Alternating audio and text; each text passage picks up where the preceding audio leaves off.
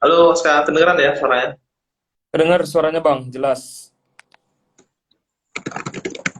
Kita nunggu Mas Arif. Tadi itu kartu dulu ke XL kata dia. Oh, ini di Menoreh agak sedikit kurang baik sinyalnya berarti.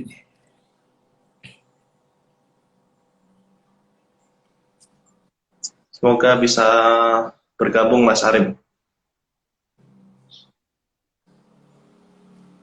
Mas Arif mulai masuk.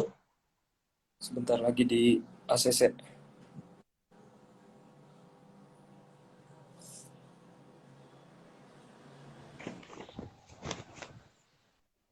Nah, Halo, Halo, halo. Assalamualaikum Mas Arif. oke. Waalaikumsalam. Dengar Mas ya? Wah, ini dengar lancar-lancar ini. Tadi saya pakai jaringan simpati, Oh, putus-putus ternyata. Harus ganti Kalau XL Mas. Excel, iya, Ya, kebetulan Mas dua nomor saya. di Kulon Progo. Iya, ya di Kulon Progo. Progo. Siap Mas Arif. Ini Mas kita mending langsung buka Mas ya. Langsung kita Iya. mulai diskusinya. Karena tadi kita mundur, kita Mm-mm. sampaikan ke teman-teman untuk mundur sekitar 10 menit sambil menunggu Mas Arif. Kita boleh mulai langsung Mas Arif ya, biar kita santai ngobrol jalan. Boleh, eh, boleh. Bisa nanti bahasanya kami akan tanya-tanya nanti Mas Arif bersama saya dan ada Mas Aska nantinya. Oke, Pertama, oke. saya ucapkan terima kasih Mas Arif yang telah bergabung dan siap menerima tawaran undangan kita. Ini merupakan program KISP di bulan Ramadan Mas Arif, yaitu Iktikaf Perihal Demokrasi. Karena dari kemarin banyak Mas Arif yang request ke kita, Mbok coba sekali-sekali atau ya sering-sering untuk live IG. Ternyata ketika Hmm. nyata kita banyak masukan untuk live IG. Jadi request teman-teman kita coba tampung dan ternyata Mas Arif IG Mm-mm. ini juga berpengaruh untuk di-sharekan ke grup-grup ternyata dan lebih efektif. Maka kami inisiatif bikin program yang itu nantinya kita akan coba jalankan terus pasca dari Lebaran, yaitu live IG. Nah kebetulan di bulan Ramadan ini namanya Itikaf Perihal Demokrasi. Jadi menjelang Iya. Lebaran bahas terkait dengan perihal demokrasi. Nah, untuk tema pada siang hari ini, Mas Arif, kita sengaja Mm-mm. memang terkait dengan bagaimana sih nanti anak muda itu mempersiapkan diri dalam terjun baik itu di legislatif dan eksekutif. Mm. Kalau kita lihat pemilu di 2024, sekarang 2021, Iya. maka Mm-mm. persiapan untuk menjelang 2024 itu perlu jangka waktu yang saya rasa mepet untuk hari ini kalau kita tidak punya Iya. modal ekonomi yang cukup besar. Nah, yang nanti harapannya kami, Mas Arief bisa jabarkan tips and triknya untuk teman-teman generasi muda yang mau terjun ke dunia politik di tahun 2024. Apa sih harus disiapkan kita semua? Apa sih harus disiapkan nantinya untuk kita terjun benar-benar untuk merebut atau bahkan bisa terpilih menjadi calon legislatif. Nah, nanti pertanyaan pertama ini Mas Arief. nanti Iya. nanti akan terjun ke banyak pertanyaan. Pertanyaan Oke, pertama, oke. apa sih yang harus disiapkan teman-teman generasi muda yang minim ekonomi, Mas Arif? Ini selalu jadi pertanyaan, Mm-mm. minim ekonomi, tapi mau jadi legislatif. Apa yang harus kita siapkan untuk kita bertarung di kontestasi di 2024? Monggo, Mas Arif. Oke, terima kasih. Selamat siang menjelang sore teman-teman semua. Memang selama ini problem bagi para aktivis termasuk anak muda ini yang saya lihat pengen jadi legislatif, pengen jadi bupati, tetapi tidak mempersiapkan modal politik untuk bagaimana bisa mencapai tahapan tersebut. Sehingga yang terjadi adalah mereka maju tetapi tidak punya persiapan yang matang, punya modal politik yang matang, akhirnya hanya menjadi penggembira. Hanya Betul. sekedar untuk memenuhi kuota misalnya keterpenuhan anak muda, milenial, perempuan dan lainnya dan sebagainya. Tetapi secara umum yang jelas ada beberapa hal yang harus disiapkan untuk maju di kontestasi elektoral. Kalau dari pengalaman dan telah saya minimal ada empat basis politik yang harus disiapkan. Ini normatif tentunya, kalau dijabarkan itu detail nanti, tetapi paling enggak ada gambaran makro yang bisa dibangun dari 4 pilar itu. Pertama, tentu kalau mau maju modalnya itu tidak sekedar pengen saja, dia harus membangun massa. Massa keterkaitannya adalah elektabilitas. Kedua adalah perahu politik, partai politik, karena ini syarat administrasi pemilu. Ketiga adalah logistik. Logistik dalam arti operasional politik yang memang harus keluar. Misalnya untuk beli alat peraga, untuk konsolidasi melakukan pertemuan. Nah, terlepas kemudian logistik ini didapat dari mana, tentu ada caranya juga. Nanti kita jelaskan. Keempat adalah manajemen politik. Ini yang sering yang saya lihat dari pengalaman saya dalam banyak pendampingan politik, baik kelas legislatif, pilkada, itu banyak yang memiliki sosial politik, sosial kapital politik besar, tetapi salah dalam pengelolaan politik. Ada banyak orang punya logistik besar, tapi kalah karena salah dalam manajemen politik. Artinya duit bukan segala-galanya bagi saya. Oke, kita ulas dari atau nanti komunikatif. Siap Mas Arif, ya. Atau ini saya ulas dulu ya. Ada 4 pilar tadi yang setidaknya 4 pilar tadi yang harus disiapkan dari massa elektabilitas.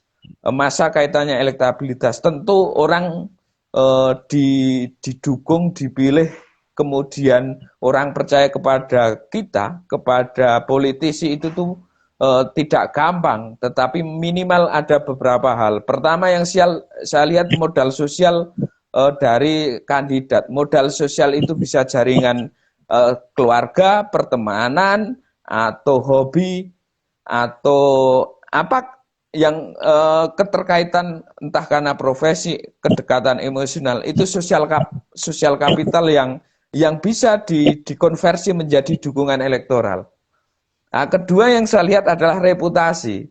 Kalau you jadi politisi, jangan kosongan. You harus concern di isu apa. Misal kita advokasi di bidang ini, kita advokasi di bidang orang susah, kita mendampingi UMKM, kita mengadvokasi misal korban debt collector, rentenir, kita melakukan macam-macam. Yang intinya melakukan pengabdian pada masyarakat sehingga muncul reputasi, orang itu percaya. Nah, ini biasanya juga salah satu kelemahan aktivis itu pilihan isunya terlalu banyak. langit, tetapi yang isu-isu grassroots juga harus diurus. Kayak ini pengalaman saya, kalau saya misal di Jakarta urusnya elit, isu-isu elit, tapi ketika turun di bawah ini urusannya ya keseharian. Kita yang harus advokasi bagaimana pupuk subsidi dapat petani bisa dapat, bagaimana menghadapi rentenir, bagaimana macam-macam yang urusan keseharian orang-orang kecil yang itu memiliki suara yang besar. Ketiga tentu networking di politik, tentu jaringan itu tidak akan lepas. Bagaimana membangun massa, tentu kita harus punya minimal titik simpul jaringan massa. Itu yang harus dibangun. Makanya ketika kita melakukan konsolidasi, titik-titik massa ini harus dirajut, dibangun minimal kalau masih muda, masih ada waktu, membangun titik-titik massa ini dengan jejaring yang kemudian diikat menjadi komunitas atau kemudian menjadi kesamaan tujuan yang kemudian bisa dikonversi menjadi dukungan. Nah, itu saya kira bagaimana membangun massa elektabilitas itu secara umum seperti itu, tetapi memang ini perlu kerja panjang, tidak instan. Bagaimana kita dipercaya orang, bagaimana masyarakat memilih kita atas dasar alasan apa memilih Arif Nurul Imam. Oh, itu dia bisa memperjuangkan ini, bisa mengadvokasi ini, bisa melakukan lobby ini. Nah, itu saya kira yang harus dibangun. Bagaimana representasi politik itu juga akan terjadi ketika kita membangun basis massa dengan cara-cara pendampingan politik, advokasi, dan lainnya, dan sebagainya. Kedua, perahu politik tentu saja kalau mau maju legislatif atau pilkada itu butuh partai politik, kecuali kalau pilkada maju lewat jalur perseorangan. Bagaimana agar kita bisa dapat perahu politik, tentu bisa menjadi kader, kita masuk partai dan kemudian aktif di partai tersebut, ketika dianggap potensial tentu kita akan berpeluang untuk masuk pencalegan. Kedua tentu yang kalau kemudian tidak masuk dengan partai politik, kita mesti menjalin komunikasi yang intens dengan partai politik sehingga tahu minimal ada kontribusi langsung atau tidak terhadap partai politik tersebut. Ini saya kira umum semua tahu. Perahu politik itu menjadi alasan mutlak ketika kita mau berkontestasi di ranah elektoral ini. Ketiga adalah logistik. Politik memang uang bukan segala-galanya, tetapi logistik tetap butuh.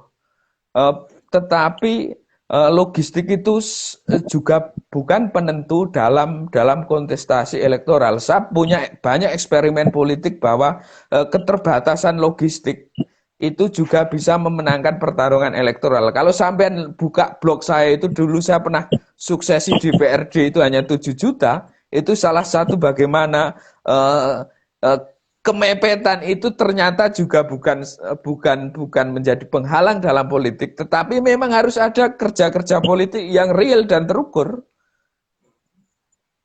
Nah, karena logistik itu harus keluar misalnya untuk beberapa pembiayaan yang jelas itu. Pertama, alat peraga.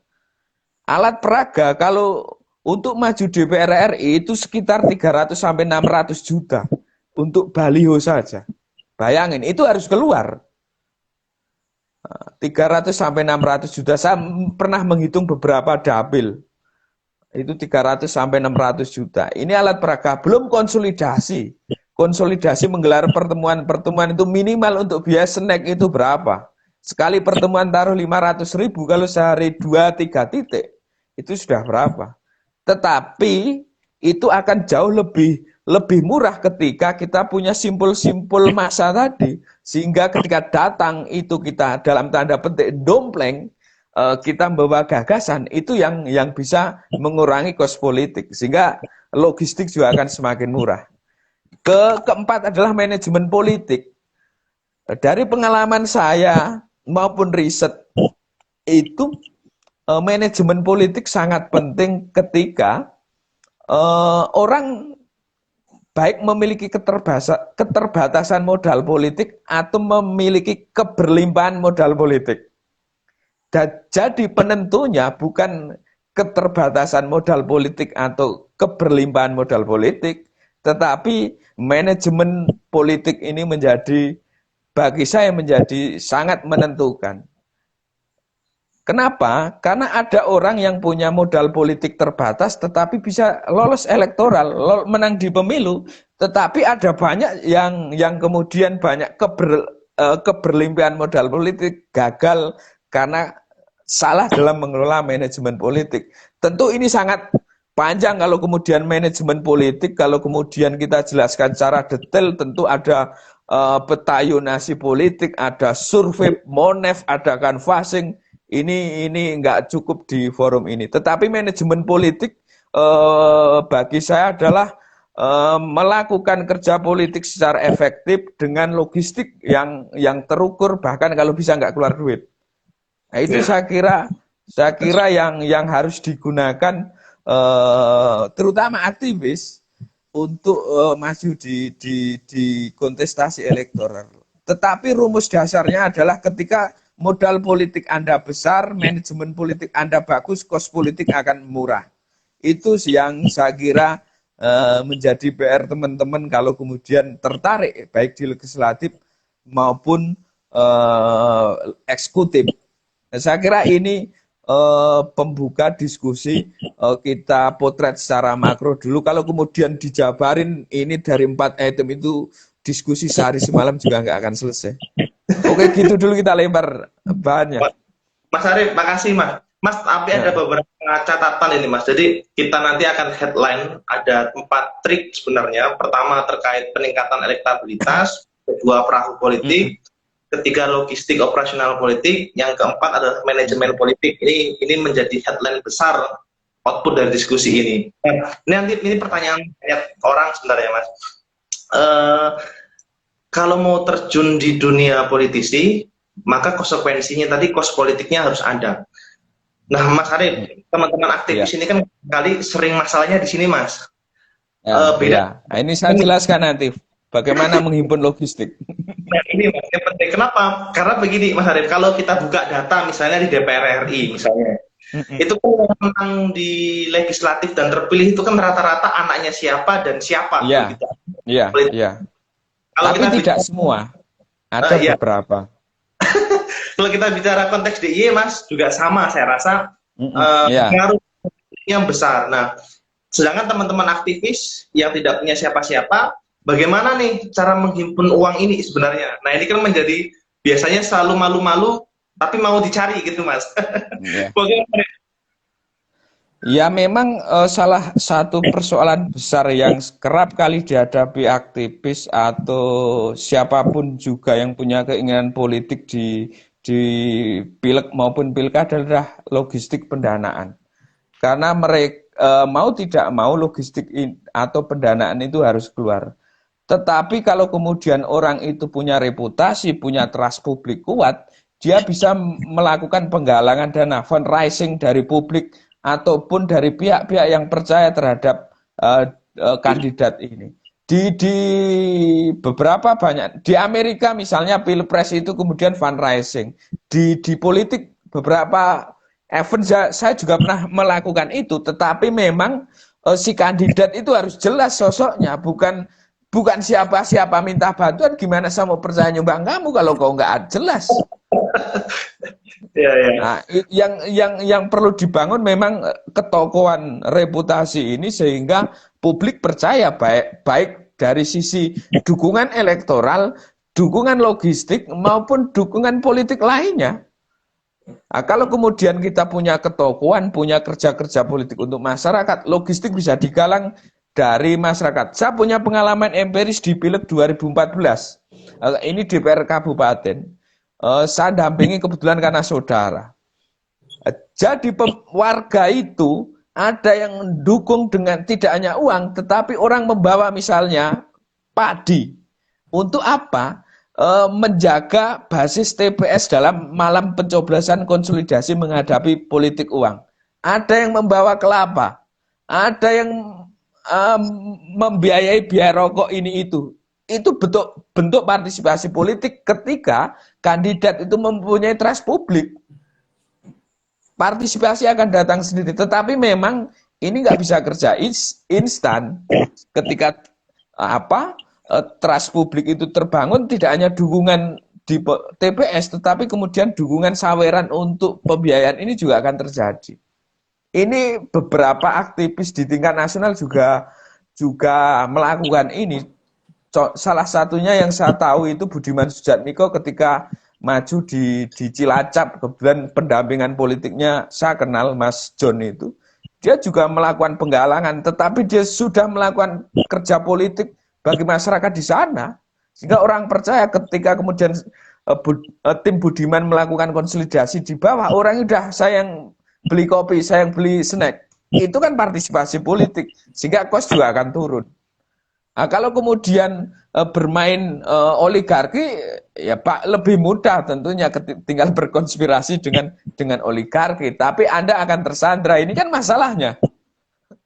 Ya, tapi bagi saya ketika Anda punya reputasi, punya trust publik, duit itu bukan masalah. Ya. Saya jujur pernah beberapa kali ditawari untuk misalnya maju di itu, ada yang siap menggalang dana itu karena mereka beberapa orang ini percaya dengan saya. Intinya percaya ketika saya maju ini saya merubah ini. Ada yang nawari kayak beberapa sih, nggak tahu kalau real misal maju. Tetapi memang logistik ini bisa besar bisa kecil, tergantung modal politik yang kita punya. Kalau misalnya saya ngitung untuk DPR provinsi itu misal 1M, ketika modal politik saya besar itu 300 sampai 500 sudah cukup. Karena saya hanya butuh alat peraga, konsolidasi dan saksi. Tidak perlu bayar tandem-tandem. Tapi kalau kemudian orang itu sangat percaya, bahkan alat peraga udah dibelikan kader saya kan, di desa sana alat peraga dibelikan kader. Ini partisipasi politik juga harus diperluas mananya, tidak sekedar datang ke TPS memberi dukungan, tetapi bagaimana mengegolkan kandidat yang dipercaya dan bisa membawa aspirasi kita. Saya kira ini juga diskusi menarik di ranah keilmuan, bagaimana partisipasi politik tidak sekedar coblosan, tetapi bagaimana mendukung kandidat dengan donasi politik. Kira-kira begitu Mas soal logistik. Ya Mas Arief, artinya ada beberapa catatan penting, artinya partisipasi ini, tapi masih jarang Mas Arief ya, kalau orang itu memang jarang. Semua masyarakat mau tapi saya punya eksperimen politik itu. Saya teringat di ini Mas Arief, di join misalnya waktu calon independen kota, calon wali kota independen 2017, itu kan sempat untuk wacana Jogja independen. Problemnya satu Mas, donasi tadi. Artinya anggaran biaya tadi juga menjadi masalah. Selanjutnya ini Mas Arief, saya ingin ngomong begini. Sebagai aktivis, berarti lebih baik kita membangun trust publik dibandingkan kita mendompleng orang lain. Betul Mas ya? Artinya daripada kita membuntut, kan banyak sekali itu Mas, aktivis-aktivis kita itu sampai di tingkat tataran tinggi itu kan pengen mendapatkan umpan balik dari patronnya. Apakah itu salah satu cara untuk kita terjun ke dalam dunia politik Mas, untuk hal itu? Memang salah satu problem di Indonesia, patronase politik itu tidak bisa dilepaskan. Tetapi kalau kemudian kita ingin membangun, tentu untuk membuka jalan kita salah satu caranya mempunyai komunikasi dengan para elit ini. Tetapi kalau kemudian bergantung dengan elit, saya kira salah besar. Karena ketika tidak terjadi kepentingan, maka elit ini juga tidak akan mengendorse atau memajukan kita. Tetapi kalau sebagai awal kita masuk, misal kita harus nempel atau dompleng ke siapa, saya kira sah-sah saja. Selain kita harus belajar dari banyak pengalaman tokoh ini, tentu saja secara alamiah dia juga akan membuka pergaulan yang lebih luas. Ya. Saya juga dulu seperti itu soalnya. Ya, Mas Arief, saya ini nanti Aska akan bertanya, nanti Aska juga mau bertanya. Tapi saya minta teman-teman di sini Mas Arief, saya lihat yang bergabung dengan kita ini ada teman-teman juga dari partai Mas, adik-adik saya juga. Ada Mas Santo itu PDI, wakil ketua PDI Jogja itu. PDI, terus ada dari Gelora juga Mas, yang masih muda-muda. Dan lain-lainnya saya minta teman-teman juga bisa bertanya atau menanggapi bahkan untuk hal ini. Karena saya rasa di 2024 masih ada waktu Mas Arief ya. Misalnya seperti kami yang muda-muda begini menjelang 2024, dari 2021 hingga 2023 ini kita membangun sebuah elektabilitas di masyarakat. Masih ada waktu.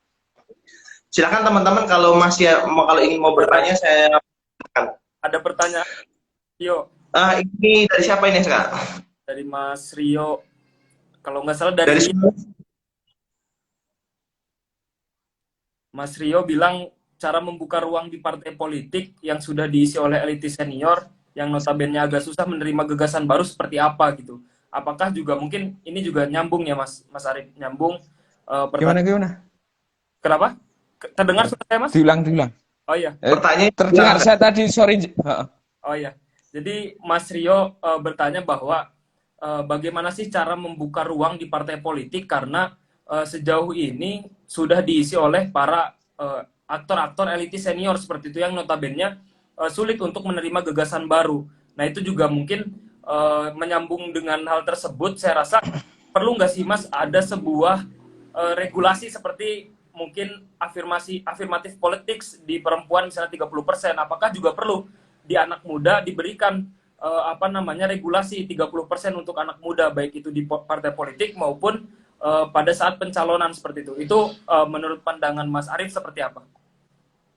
Oke. Soal kemudian kenapa anak muda partai politik sudah diisi oleh elitis, itu juga dalam politik sudah memang fenomena itu fenomena umum. Kalau dalam bahasa akademisnya gerontokrasi politik, itu sudah di semua partai politik. Tetapi anak muda juga nggak boleh cengeng karena tidak ada kekuasaan yang diberikan sukarela, kata Weber. Jadi harus bertarung lah, kemudian disuguhkan nggak ada kekuasaan itu.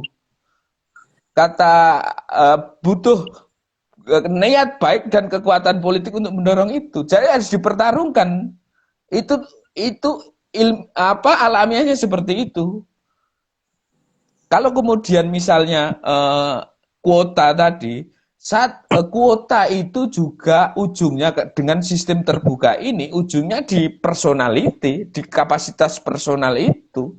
Karena misalnya ketika kuota 30% diberikan perempuan dengan sistem suara terbanyak, penentunya bukan kuota ini, siapa yang mendapat dukungan publik masyarakat. Tetapi anak muda punya bargaining tinggi terhadap partai politik hari ini karena dari sisi jumlah pemilih hampir 50% pemilih besok ini adalah pemuda. Bagaimana pemuda ini mengkrit bahwa isu-isu kepemudaan bisa menaikkan elektabilitas partai politik. Itu yang saya kira lebih konkret dalam bernegosiasi dengan partai politik. Kalau kemudian yang diperjuangkan adalah politik formal minta kuota, itu yang terjadi adalah seperti kuota perempuan. Karena ujungnya adalah di kapasitas politik personal. Itu yang saya kira. Tetapi saya juga tidak mensalahkan ketika itu ada regulasinya. Tetapi bagi saya tidak signifikan. Kalau kemudian muncul regulasi itu, apakah kemudian terjamin 30% anak muda duduk di parlemen? Kan enggak juga. Karena penentunya itu kan di personal itu, bagaimana dia melakukan konsolidasi dan merebut hati rakyat. Ini momentum anak muda karena pemilih kita besar yang dari pemuda. Ini yang saya kira harus dibidik, bukan kemudian lebih ke legal formal, meski juga tidak salah. Cuma bagi saya itu tidak akan efektif. Kira-kira begitu. Berarti lebih baik untuk ini ya, bagaimana cara anak muda mengangkat isu mereka seperti itu yang ditawarkan politik seperti itu ya Mas Arif. Saya kira kesadaran partai politik terhadap isu-isu anak muda hari ini juga sangat kuat. Misalnya bahkan beberapa partai mulai ngebrand sebagai partai anak muda. Artinya ada kesadaran para elit anak muda ini pasar potensial. Nah, ketika anak-anak muda masuk partai politik, jadikan wacana ini sebagai bargaining politik dan kemudian turun ke bawah untuk mengkonsolidasikan anak muda sebagai basis dukungan. Itu jauh lebih konkret ketimbang misalnya kuota. Iya. Mas Arif, halo? Ini ya. Yuk. Masuk, Mas. Masuk. Mas Arif, ada dua pertanyaan Mas dari saya ini, Mas. Yang nanti saya juga teman-teman. Pertama, Mas Arif, cara kita untuk memilah partai politik, Mas Arif, sebagai kita generasi muda ini, kira-kira Mas Arif, apa sih? Apakah kita harus cari partai yang besar, atau kita cari partai yang menengah, atau kita mencari partai yang kecil? Nah, setiap dampak pilihan opsi ini apakah nanti juga akan berpengaruh terhadap diri kita, Mas, untuk kita terpilih menjadi legislatif? Yang kedua, Mas, terkait minimal deh, Mas, uang yang harus kita siapkan untuk menang di tingkat kabupaten deh, kira-kira berapa itu, Mas? Minimal uang yang kita siapkan gitu. Oke. Soal pilihan partai, setiap anak muda tentu sangat berbeda. Ketika kamu dengan Aska itu berbeda karena ada relasi politik yang berbeda, ada basis politik yang berbeda, ada kedekatan politik yang berbeda, dan ada ruang politik yang berbeda. Sehingga kalau teman-teman junior saya itu saya ngomong, kau baiknya PDI, kau baiknya Nasdem, kau baiknya Golkar, itu melihat basis latar belakang mereka. Kalau kemudian secara idealis, tentu kita partai politik dilihat dari platformnya dulu, platform partai. Tapi kenyataan di Indonesia kan nggak ada partai ideologis itu. Ketika kita manai partai politik sebagai perahu, artinya itu yang paling memungkinkan masuk. Dan tentu tidak lepas dari histori ini. Nah, setiap orang tentu berbeda historinya. Nah, itu harus diprofiling dulu. Misal kamu pasnya di apa, kita kan juga nggak tahu. Kamu mempunyai kedekatan dengan siapa, basis komunikasi yang bagus ke siapa. Terus ketika pilihan dapil di situ misalnya, setiap dapil sana, gajah semua kita harus geser. Kalau di partai ini nggak ada gajahnya, itu kan pertimbangannya macam-macam, nggak bisa satu variabel. Terus yang kedua apa tadi? Minimal Mas, kita siapkan modal minimal deh untuk kita apa ya, jaga-jaga begitu, untuk kita Tergantung siapkan. Tergantung juga. 7 juta pernah jadi DPRD Kabupaten Kulon Progo itu. Bisa cek, bisa saya kenalin. Tetapi ketika ada yang nggak punya modal sosial, saya 300 juta belum tentu jadi. Ya. Itu nggak ada yang mutlak di politik karena faktor variabelnya sangat banyak. Misalnya kalau saya naker untuk saya DPR provinsi itu saya butuh 400-500 juta dengan dapil Kulon Progo. Tetapi kalau dapil Sleman saya bisa 2 miliar itu. Kan begitu, karena vote-nya lebih besar. Sana gajahnya banyak, kan begitu. Nggak bisa kemudian mungkin saya punya duit 100 juta, kamu 500 juta, secara peluang politik menangnya bisa besar saya atau sebaliknya. Nah, logistik ini sangat dinamis, tergantung ya. Kemudian, rumus dasarnya sosial kapital kamu besar, maka logistik semakin kecil. Nah, dan saya punya beberapa eksperimen politik yang biayanya sangat murah, tetapi ada yang besar pun nggak jadi karena sosial kapitalnya kecil. Di mana itu Mas Arief?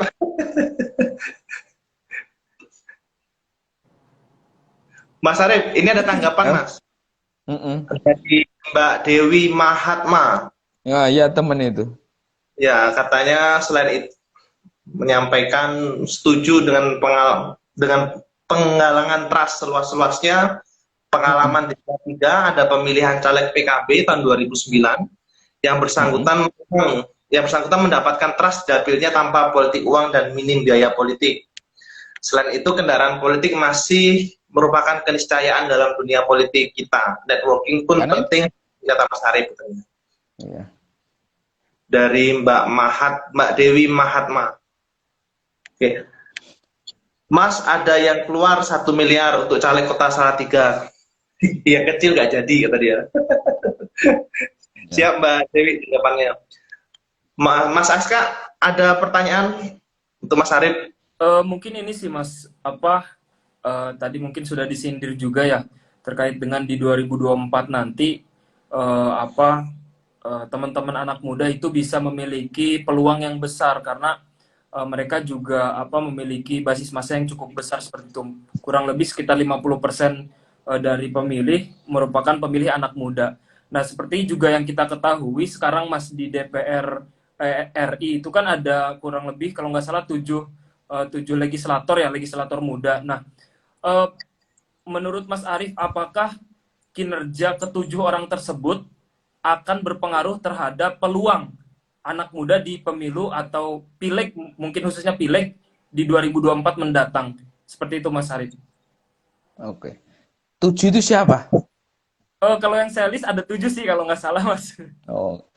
Kalau apakah kemudian 7 legislator di RI di Senayan itu akan berdampak terhadap peluang anak muda? Saya kira tergantung kinerja ke-7 anggota DPR RI dari anak muda ini. Kalau kemudian mereka sama saja dengan politisi tua, juga tidak akan menjadi nilai lebih untuk dikapitalisasi bagi anak muda bahwa ternyata anak muda mampu. Nah, itu makanya tantangan kita itu tidak sekedar muda, tetapi juga punya kapasitas politik untuk menggolkan kebijakan-kebijakan yang memang dibutuhkan masyarakat. Muda banyak, tapi juga bagian oligarki sama saja kan? Nah, itu yang perlu diyakinkan oleh kalian anak-anak muda kita maju itu bagaimana bisa meyakinkan tawaran anak muda ini bisa dibawa menjadi kebijakan di parlemen. Itu beberapa sudah berhasil, misal Budiman dengan undang-undang desa. Itu kan yang buat draft Mas Tito Ire itu. Saya bawa ini di Senayan, saya perjuangkan. Itu yang bisa kemudian dikapitalisasi di grassroots anak-anak muda ini. Kalau kemudian kerja mereka sama aja atau bahkan cuma mengekor juga amat susah untuk dikapitalisasi berdampak terhadap pemilu 2024. Tetapi ini peluang ketika kalian bisa meracik sebuah narasi besar atau gagasan besar, banyaknya anak muda yang termasuk pemilih rasional, ini juga sangat berpeluang tanpa melihat 7 caleg tadi. Kalau bagi saya itu kecil ya, tapi kemampuan meracik gagasan dan meyakinkan kepada anak-anak muda ini justru jauh lebih potensial. Iya. Asal apa lagi? Iya sih, Mas. Saya kepikiran kemarin itu apa ada dampak seperti itu dari anak muda yang di DPR RI seperti itu untuk mungkin kalau misalnya mereka jelek itu akan berdampak pada pemilih seperti itu. Apakah akan memilih anak muda lagi atau tidak seperti itu? Itu yang. Nah itu justru iya. Contoh staf khusus presiden milenial itu kan memperburuk citra milenial ketika dikasih jabatan publik.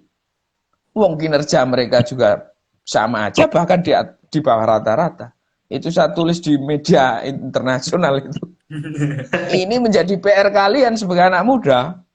Bagaimana muda saja itu tidak cukup, tapi muda juga punya kapasitas dalam menyelesaikan persoalan-persoalan masyarakat.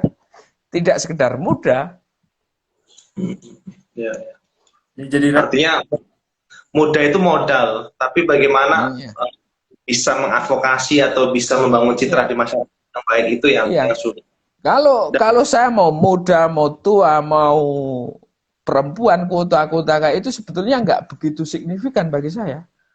Kenapa? Karena kalau mau perempuan tapi nggak punya keberpihakan terhadap perempuan juga sama aja. Pemuda nggak punya gagasan bagus juga sama aja. Tetapi sebagai diferensiasi politik itu sah-sah saja dalam kontestasi elektoral, kan begitu? Iya.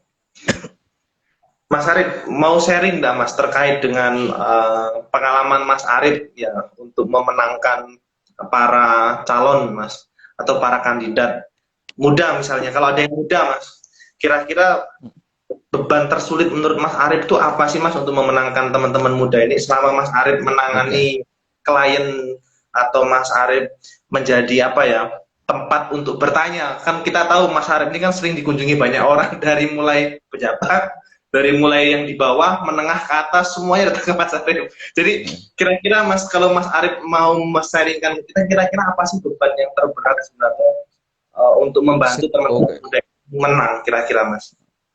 Oke, secara umum muda di Indonesia itu maknanya peyoratif, negatif.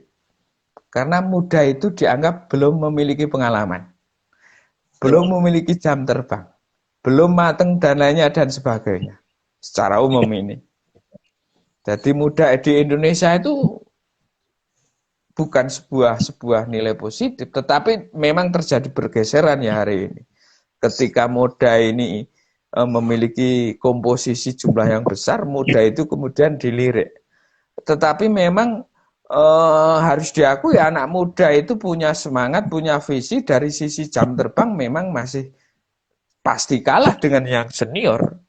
Sehingga muda saja lagi-lagi tidak cukup. Tetapi memang secara umum muda itu menjadi peyoratif. Misalnya ketika kamu pulang kampung maju lurah, kau hanya modal master karena master, di kampungmu akan masih muda, belum punya pengalaman. Ini fakta baik di lokal maupun nasional. Ini umumnya. Tetapi kalau kemudian di politik, muda itu biasanya sosial kapitalnya masih terbatas karena bagaimana membangun dan merajutnya durasinya kan tetap masih kalah dengan yang senior, kecuali mendapat warisan sosial kapital. Seperti beberapa klan politik kan itu beda. Iya. Teman-teman yang ingin tanya, saya rasa dipersilakan lewat chat. Jadi Mas Arief ini apa ya? Saya sering nyebutnya sebagai, kalau pribadi saya Mas Arief ya, sebagai kingmaker-nya lah artinya. Kan ada orang yang suka berdagang barang. Ini dianggap mampu mendagangkan sebuah politik, membangun opini publik, dan banyak sekali orang datang ke Mas Arief untuk bertanya terkait perihal politik. Ya, termasuk kita sebenarnya yang datang ke sana. Nah, teman-teman, Mas Arief juga punya lembaga Mas ya, namanya Indo Strategis, yang itu sudah Mas Arief direkturnya. Dan Mas Arief juga berpengalaman di Polmark, Mas Arief ya. Berapa tahun Mas Arief di sana? Saya asosiat Mas di Polmark itu. Ya, jadi silahkan untuk teman-teman yang mau bertanya, saya rasa perlu sekali, dan barangkali Mas Arief bisa menjawab kegelisahan teman-teman muda. Aska mungkin masih mau bertanya untuk mencecar Mas Arief ini, apa aja yang bisa didapatkan informasi dari Mas Arief?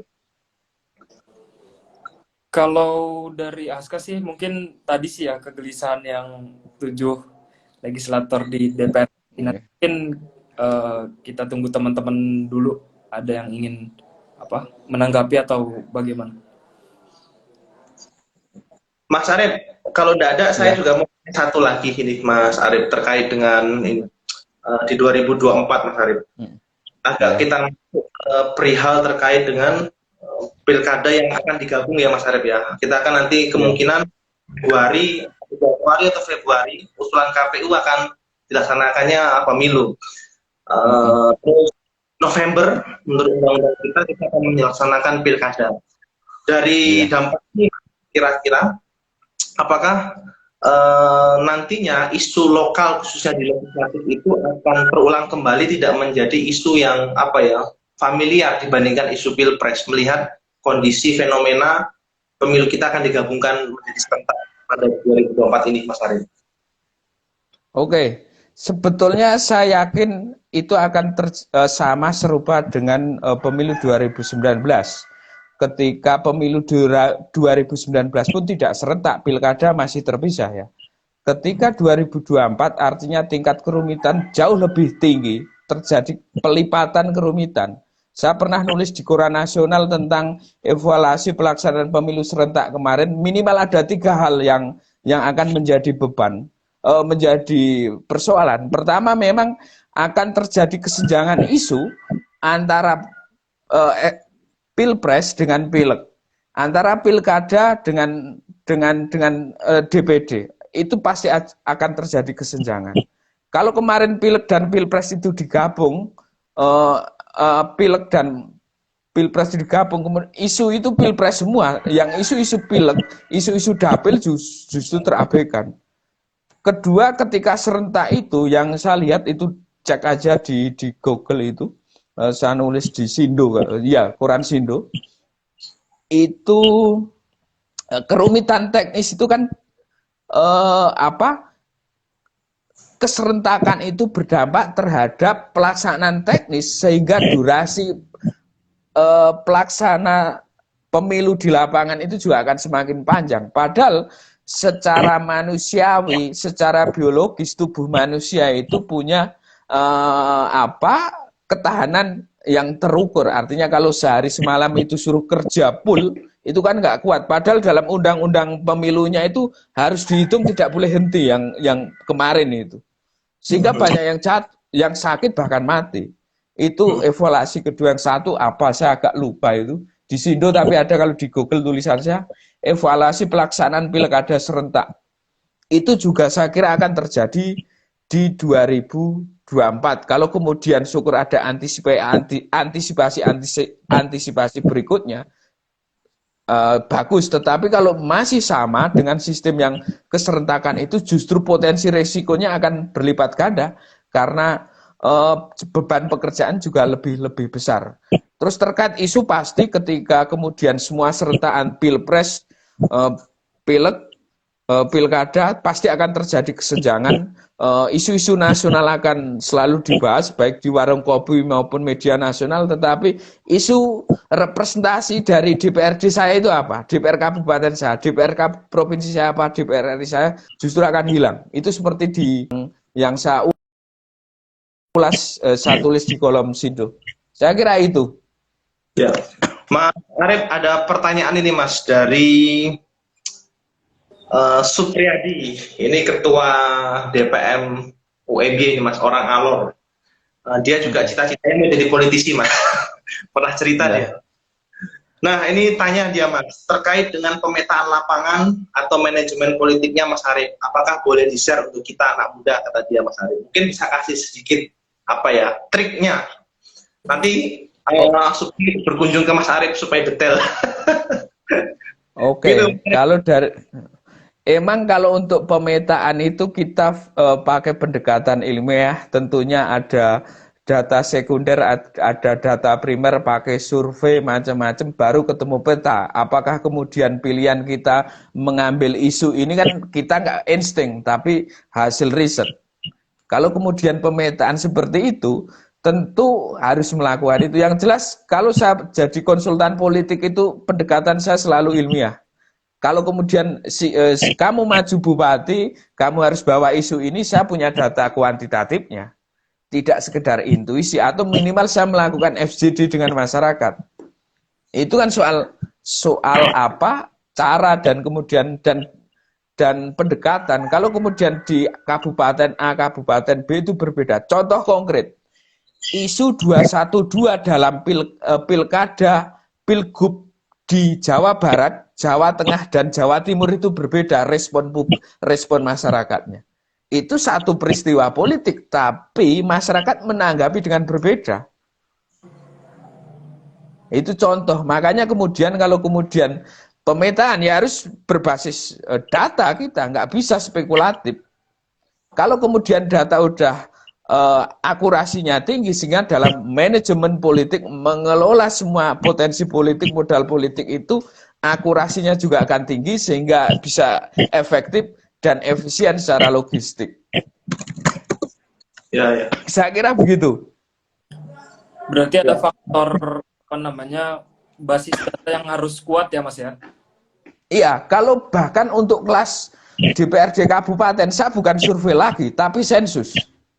Ini saya kerjakan untuk kakak saya soalnya.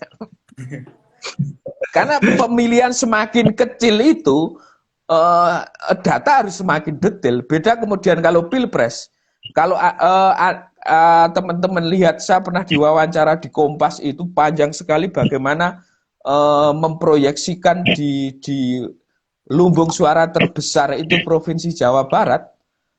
Itu saya karena punya data di kepala saya, sehingga saya bisa menjelaskan faktor-faktor ini, kenapa Jokowi mesti kalah hanya pergeseran sedikit, dan sekarang diambil untuk teman saya disertasi di UNER itu.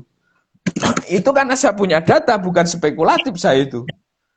Tetapi memang kalau kemudian kelasnya makro itu tidak harus detail. Misalnya pemetaan pilpres itu kemarin, kebetulan kita pernah dampingi ikut pas di Polmark. Tahulah dikit cara. Tetapi kemudian kalau saya emang yang paling empiris ya data itu, basis kita bergerak secara politik. Kira-kira begitu, kecuali memang politisi senior itu biasanya intuisi. Tapi intuisi itu akurasinya karena jam terbang. Dan itu tidak bisa diverifikasi. Kalau data bisa diverifikasi. Saya kira gitu pemetaan. Ya, ya. Mas Arif, ada pertanyaan dari Mas Fajar. Ini dari Lampung ini, saya tahu nih Mas Fajar Sarosan. Bagaimana membangun citra positif anak muda dalam meningkatkan elektabilitas dan popularitas? Karena ada stigma anak muda belum banyak pengalaman, Mas Arif. Nah itu tadi yang saya jelaskan kan. Setiap orang tentu, bagi saya itu saran saya ke banyak junior, bagi saya kau harus memilih apa yang menjadi fokus kamu. Apa yang menjadi konsentrasi kamu, tidak boleh palu gada. Kau dikenal sebagai apa? Apakah hanya buat proposal saja? Kau harus tahu sebagai apa? Pegiat pemilu jelas. Advokasi petani, advokasi nelayan. Itu kan trust publik berbasis kinerja. Ketika kita melakukan kerja-kerja advokasi terhadap masyarakat kecil, tentu trust akan kebangun. Reputasi berbasis kinerja, bukan reputasi berbasis citra berbasis polesan, tetapi citra berbasis kinerja. Kira-kira begitu. Ada lagi nih Mas, dari Mas Yono, katanya kalau saya pribadi sebenarnya pemilu legislatif cenderung lebih berkualitas dengan sistem proporsional tertutup. Selama ini hampir semua caleg terpilih didominasi oleh para pemilik modal. Nah kalau proporsional tertutup nih Mas, apakah bagaimana kira-kira peta peta untuk anak muda itu sendiri, Mas Arief? Iya, memang antara proporsional tertutup dan terbuka itu punya plus minus. Ketika proporsional tertutup, maka oligarki sangat berkuasa. Kenapa nomor urut? Siapa yang menentukan nomor urut 1, 2 nomor jadi? Itu kan elit partai. Tetapi meskipun misal nomor yang buncit, nomor urut besar, suara banyak, padahal dia mendapat mandat dari masyarakat banyak, bukan nomor urut 1, yang jadi kan nomor urut jadi 1.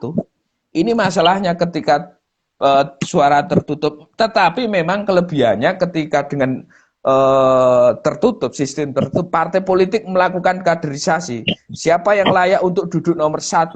Dilihat dari sisi kapasitas politiknya ketika misal dia duduk di parlemen. Itu kelebihannya. Tetapi kalau kemudian distrik terbuka seperti saat ini, kekuatan kapital, salah satu kapital politik dan sekarang ini yang umum adalah kapital uang, itu yang terjadi yang punya uang sehingga ketika duduk di Senayan nggak tahu apa-apa. Betul. Kau lihat di Senayan itu yang pinter kan staf ahlinya, kalau anggotanya ditanya belum tentu paham. Meski nggak semua ya, tentu saja tidak semua yang banyak duit kemudian nggak paham, tetapi memang ketika distrik terbuka itu kan tarung bebas, tidak memperlihatkan, tidak mempertimbangkan faktor kapasitas. Partai politik tidak bisa melakukan itu kecuali distrik tertutup, karena ada kaderisasi pendidikan, bagaimana budgeting di Senayan, bagaimana kontrol macam-macam. Kalau ini kan karena partai politik pragmatis yang distrik tertutup, oh itu potensi menang, duit banyak, kita calonkan sehingga kita dapat kursi. Ini kan perhitungan pragmatis semua. Plus minus saya kira. Tetapi memang ketika distrik tertutup, itu mandat rakyat itu tercapai. Ketika yang suara terbanyak dia membawa aspirasi masyarakat. Tetapi ketika dia terpilihnya karena faktor uang bukan kapasitas, maka ketika duduk dia tidak bisa menjalankan fungsi parlemennya. Itu yang menjadi masalah. Saya kira begitu. Ya. Oke, Mas Arief, ini kayaknya sudah tidak lagi pertanyaan, Mas, dan menjelang 1 jam. Mas Arief, kita minta Mas Arief apa ya, kayak closing statement deh, kira-kira. Jangan mungkin, Bang. Terima kasih untuk teman-teman muda ini, Mas, yang nantinya juga saya yakin di grup ini, Mas, di yang bergabung dengan kita ini ada beberapa saya lihat tadi punya ambisi untuk maju pertarungan politik. Tadi saya lihat ada teman-teman kita, kawan-kawan kita dari PSI, ada dari Gelora, ada dari PDI, dari PDI juga, Mas, yang digabung di sana. Nah, kira-kira apa sih yang harus kita siapkan atau wejangan dari Mas Arief untuk bisa disiarkan teman-teman muda, Mas? Saya kira tadi sudah saya jelaskan ketika mau masuk masuk politik praktis, tentu saja tidak boleh kosongan. Saya hanya ingin jadi bupati, tapi tidak mempersiapkan modal politik untuk jadi bupati. Saya ingin jadi anggota DPR, tapi tidak pernah mengadvokasi masyarakat kecil. Itu juga sebuah mimpi kosong yang kalau terpilih pun juga tidak akan banyak mewarnai di parlemen.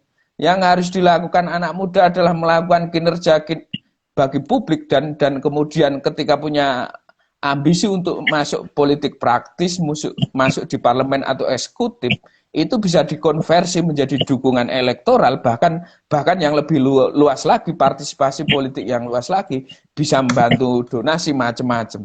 Saya kira di politik tidak ada instan kecuali Anda anak oligarki. Ketika bukan anak siapa-siapa, Anda harus bekerja membangun modal politik yang tidak bisa instan. Saya kira begitu. Ya. Siap, Mas Arief.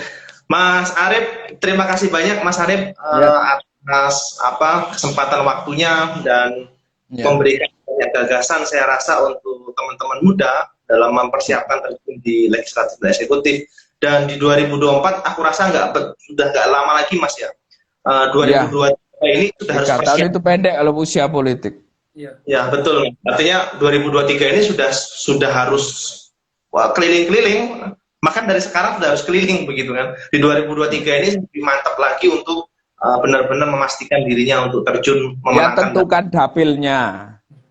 Ya, dapilnya juga harus jelas. Nah, minimal sekarang kalau mau maju pilih dapil kemudian advokasi di dapil itu. Betul, Mas Arif. Siap, Mas Arif. Mas Arif, Ya. terima kasih banyak, Mas Arif, waktunya. Ya. Sama-sama, Pak.